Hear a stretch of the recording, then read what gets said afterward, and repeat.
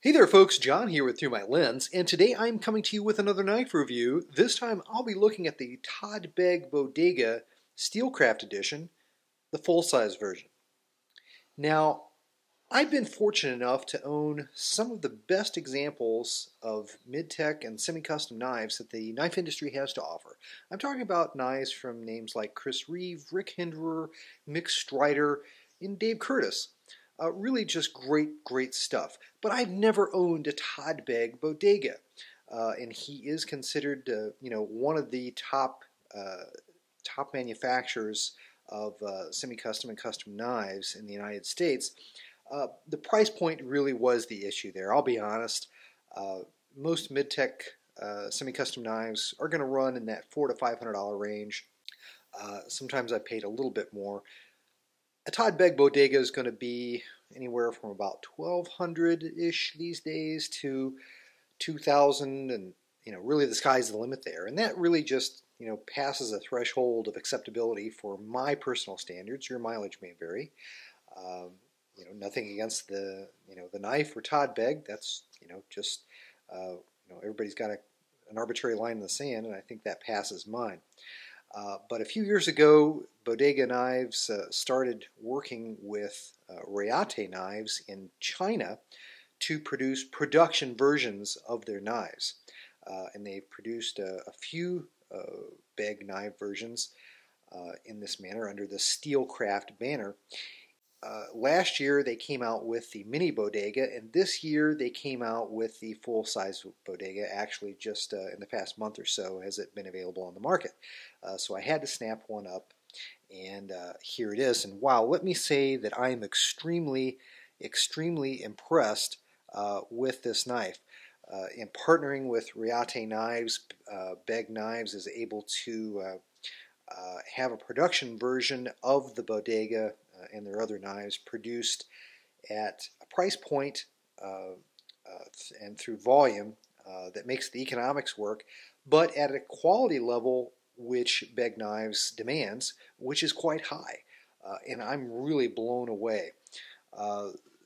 Just to look at the aesthetics of this knife are really phenomenal. This is easily the prettiest knife that I've ever owned. And Begg Knives is unusual in the knife industry is that they put as much attention to detail to the back side of the knife as the presentation side. Note that there is the knife is blue in color. I believe that's an anodization that's been applied, and then they've machined this diamond checkering pattern here. And that pattern extends to the back side as well, which is really quite nice. There's a fuller in the lock bar, which matches the fuller, the signature Todd Begg fuller in the blade. Just look at that blade finish. That is just awesome. I'm not going to go too deeply into details and specifications because this really is just a video supplement to my written photo review that can be found on Through My Lens. And I really would encourage you to check out the written photo review. There's a link to that written photo review in the description box of this video, so just go down to the description box and click on that link, and you'll see the written photo review that has lots of great photos that I took of this knife and goes into a lot more depth and detail about the knife than I'm going to go in this video supplement. I'm trying to keep this as short as possible, but just want to get some video footage of the knife out there. But again, the attention to detail in this knife is really just next level stuff here. That's an S35 VN blade steel. Great steel choice. Chris Reeve, of course, uses that on all of his knives. It's one of my top 5 super steels that I like to see in a knife. You'll see there's a nice crosshatch pattern in that back spacer. Just so nice. The ergonomics also are a match to the aesthetics of this knife. As beautiful as this knife is, it can certainly be used for a number of purposes. If it did have to be pushed into a defensive purpose, I would have no qualms about that. The curvature of the handle locks nicely into the hand. You get a nice purchase, and that diamond pattern gives you a nice texture to grip to as well.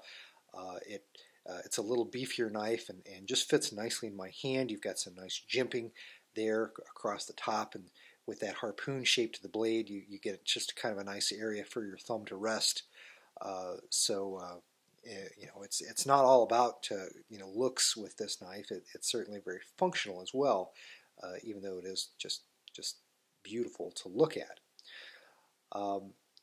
You'll see on the back side the IKBS symbol. This knife does have ceramic IKBS bearings in the pivot, and that gives it a really nice flipping action. It's very smooth, flips very, very well. You'll see that, hopefully you can see that the blade is perfectly centered there in the knife. Very happy about that. You'll see that there is what would probably be considered by most an early lockup on the engagement there. Certainly not to an unsafe level, but it's early. And a lot of people like an early lockup. I like an early lockup. So really, again, hats off to both Begg and Reate for just the exceptional quality that's in this knife. Just really next level stuff here. Note this pocket clip. So this is kind of the signature pocket clip that Todd Begg puts on all his knives. You'll see it has that ceramic bead in there, and that really helps to not only keep the knife in your pocket, it gives a nice retention point, but it also, when you're sliding the knife in and out of your pocket, that's going to wear a lot less on your clothing, on the pockets of your pants, than other pocket clip designs will. Just really thoughtful design features that are unique in this knife. I also want to point to you, this is a pretty deep carry pocket clip. I do like it a lot, but look at how integrated that clip looks to the rest of the knife handle there. It looks like it's all just one piece, and that kind of where it meets the blade or the knife handle scale there is a little different actually than Begg does on his own knives. They kind of come in at a 45-degree angle, and it doesn't look as nicely integrated as that curvature that you see here on the Steelcraft version. So that's kind of a nice bonus that you get with the Steelcraft. From a price point perspective, this knife is $460. You'll find it at that price point pretty much at any vendor that you go to that carries them. That puts it, right in that same price, $400 to $500 price point that a lot of mid-tech semi-custom knives are charging. Begg considers this a production knife, but I gotta say, I've paid more and gotten less from other mid-tech semi-custom manufacturers. So from a quality standpoint, from a feature standpoint, from an aesthetic quality standpoint, this knife, in my mind, blurs that line between what is a production knife and what is a semi-custom knife. Now, one of the signature features this doesn't have that Begg typically puts on a lot of his knife is that cracked ice finish on the pocket clip. And you'll also see that on the inside of this backspacer here, on a lot of Begg knives, that backspacer also has that cracked ice finish applied. And you'll see the interior of the backspacer is smooth, just like the pocket clip. In the mini bodegas I've seen, they've done runs where they've had the cracked ice applied to the pocket clip and done the finish on the interior of the backspacer. This isn't a big deal for me. I kind of like the satin on the pocket clip that kind of matches the satin on the blade. It would have been nice to have that cracked ice finish. I'd almost like two different pocket clips. I'd like to switch back and forth. But you can send these back to Todd Begg Knives if you so choose. Pay a little extra. I think it's $75 is what I heard. And they will apply the cracked ice finish to the pocket clip and jewel the inside of the backspacer there if you so choose. I think I like my knife the way it is. I don't know that I'd want to send it back and do it, but it's nice that you have that option. That shows a nice commitment from Todd Begg Knives. Again, my first experience with Begg knives, really impressed. Very happy to have a Bodega in my collection. I have carried this. It is a bigger knife. That blade is about 3.75 inches.